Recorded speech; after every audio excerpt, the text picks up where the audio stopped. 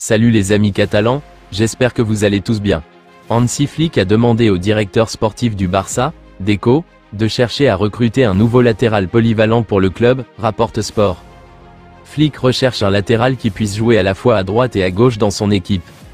Jules Koundé est le latéral droit de choix du Barça, mais il n'y a pas de joueur d'une expérience égale à lui pour couvrir le poste d'arrière droit, Hector Fort se montrant irrégulier. Jules Koundé est critiqué pour sa performance lors du match nul entre le Barça et l'Atlético. Un latéral polyvalent peut également remplacer Alejandro Balde au poste d'arrière gauche si besoin est. Joao Cancelo était le joueur idéal avec de telles caractéristiques. Neymar est retourné à Santos mais reste ouvert à un retour en Europe. Il souhaite évoluer au plus haut niveau avant la Coupe du Monde 2026, et le FC Barcelone serait le principal candidat pour le recruter. Le Brésilien a été freiné par des blessures ces dernières années, mais il reste confiant en ses capacités. Son entourage aurait déclaré qu'il recherche un projet sportif qui l'aidera à retrouver son rythme compétitif, avant son dernier grand tournoi avec le Brésil. Le Barça pourrait lui offrir un environnement favorable, tant sur le plan du style de jeu que de la présence de visages familiers. Toutefois, toute éventuelle signature dépendra de la situation financière du club et de la disposition de Neymar à ajuster son salaire, selon Fichares. Son entourage jouera un rôle clé dans sa décision, qui devrait être prise le mois prochain. Le FC Barcelone suit la situation de près. Barcelone est prêt à vendre 80% de sa participation dans Vitor Roque au Real Betis pour 25 millions d'euros et Palmeiras est prêt à payer la somme. Mais selon Mundo Deportivo, le Real Betis hésite à se séparer de Roque car il pense que cela affectera la profondeur de son effectif. Barcelone doit trouver une solution à cette saga avant la fin du mois de février, sinon Roque restera au Betis et continuera à chauffer le banc. Roque n'a marqué que 7 buts en 33 apparitions pour le Betis, un retour qui lui a fait perdre sa place dans le 11 de départ du Betis.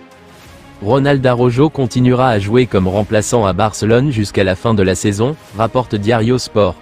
Hansi Flick ne changera pas sa paire idéale de défenseurs centraux composée d'Inigo Martinez et de Pau Cubarsí. Eric Garcia est leur remplaçant numéro 1. Araujo était un remplaçant inutilisé lors du dernier match de Barcelone contre l'Atlético de Madrid, où Cubarsí et Martinez ont tous deux marqué. En attendant, Araujo n'a pas débuté un match pour Barcelone depuis qu'il est sorti blessé contre Séville plus tôt dans le mois. Si Araujo continue à jouer comme annoncé, le défenseur pourrait chercher à quitter le Barça cet été. Marc Casado a du mal à obtenir du temps de jeu ces dernières semaines, Hansi Flick ne comptant plus sur lui. Le joueur de 21 ans a à peine joué, malgré le besoin de renfort au milieu de terrain pour Barcelone. Selon Sport, Casado n'a été titularisé qu'une seule fois lors des 6 derniers matchs du Barça. Il a disputé 26 minutes contre Valence, 9 contre le Rayo Vallecano et n'a pas joué contre l'Atlético Madrid ni Séville. Flick a effectué plusieurs changements face à l'Atlético, en faisant entrer Gavi, Fermín López et Eric Garcia, mais il n'a pas fait appel à Casado. Le Barça a perdu le contrôle du match, permettant à l'Atlético de revenir. Casado reste déterminé à faire ses preuves à l'entraînement et à saisir toutes les opportunités qui se présenteront à lui. Son avenir sous Flick demeure incertain, malgré ses bonnes performances passées. L'entraîneur du FC Barcelone devrait dans les prochains jours sur un renfort important dans le secteur défensif.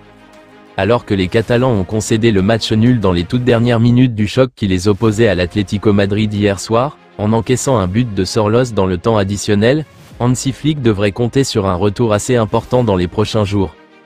Blessé depuis le 27 janvier, Andreas Christensen a reçu l'autorisation de reprendre la compétition par le staff médical, comme l'a annoncé le club sur les réseaux sociaux. Ce retour pourrait faire du bien aux coéquipiers de Robert Lewandowski, qui font face à un calendrier très chargé, puisqu'ils sont encore en lice dans la plupart des compétitions. Les Barcelonais sont non seulement à la lutte pour le titre en Liga et Copa del Rey, mais sont aussi toujours en lice en Ligue des Champions, et affronteront les Portugais du Benfica Lisbonne mercredi prochain dans le cadre des huitièmes de finale de la compétition. Meilleure attaque de la phase de Ligue de C1, les Espagnols se confronteront à une équipe solide, qui sait faire le dos rond avant de piquer en contre, comme l'AS Monaco en a fait les frais. Cette affiche s'annonce donc alléchante, même si elle se tiendra en même temps que le choc de ces huitièmes, PSG, Liverpool.